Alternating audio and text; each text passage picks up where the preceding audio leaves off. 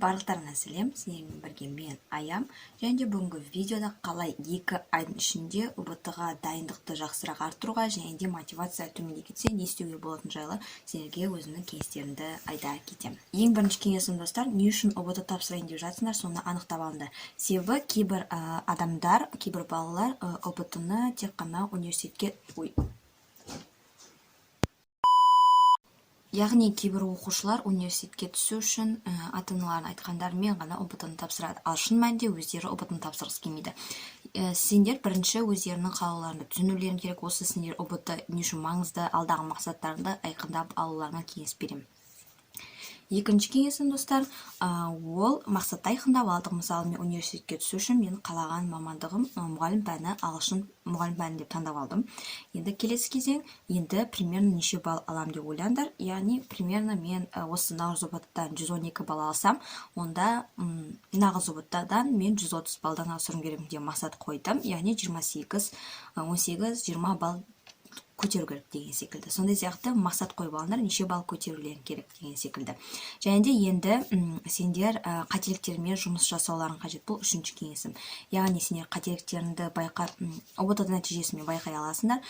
Мысалы, сендер ұбт тапсырып болғаннан кейін қандай сабақтардан төменірек балл алып қалдыңдар, сол пәнге көбірек көңіл бөлулеріңе кеңес беремін.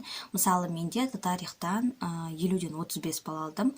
Яғни ары қарай 50-ден 50 балл алуға 15 балл жетпей қалды. Значит, мен 15 балл бір сыныпта, мен өзім білем, негізінде 9-шы сыныпта 2-ші бөліміз, және сол 9-шы сыныптарда мен көп оқымаған, солардан кейін қалды. И мен сол осы қатеме жұмыс жасау барысында 2 ай ішінде осы 9-шы сыныпты прям 100%-ға күшті білім керекмін деген секілді өздерінің қателіктерімен жұмыс жасауларын қажет. Және де тағы да бір қандай тақырыптарын нақты білу үшін ұбт тест-центр сайтынан кіресіңдер. Менің іс-әрекеттеріне басқанда, осындай сертификаттан астында қарағанда, ең астында тақырыптарға қарап, сол тақырыптарды қарау арқылы сендер өздерінің қандай тақырыптардан неше балл алғандарыңды және де сол сұраққа жауап бере алдыңдар ма, соны көре аласыңдар. Сол қазір кіріп, осы видеоны көріп болғаннан кейін соны өздерінің қателіктерімен жұмыс жасауға кеңес беремін. Енді төртінші кеңесім, достар, енді біз мақсат құрдық, қандай қателіктермен жасаған тақырыптарды көрдік.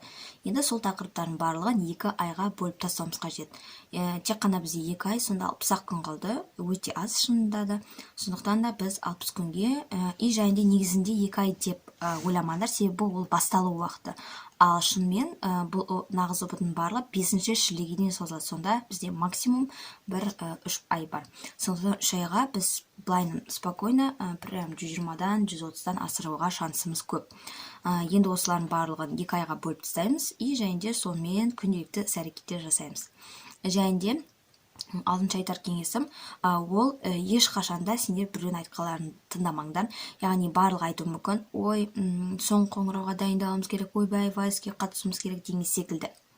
Менің өз басым, мен вайске қатыспаймын, себебі маған ең маңыздысы ұбт-дан жоғары балл алу болып тұр. Сондықтан да, егер сен белгілі бір мақсатқа жеткің келсе, онда сен бір нәрсені жертвовать етуің керексің.